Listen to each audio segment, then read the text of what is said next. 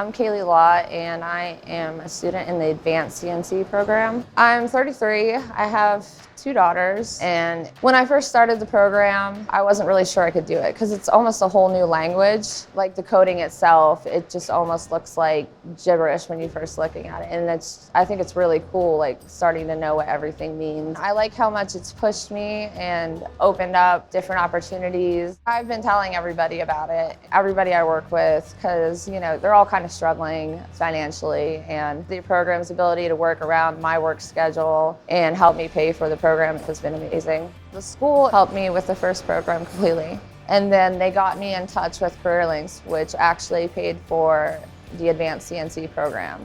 So I have both courses paid for through the school. We learned everything from the basics of performing layout work, ran mills, ran the lathe, learned how to do an internal and an external threading. I really enjoyed running the lathe.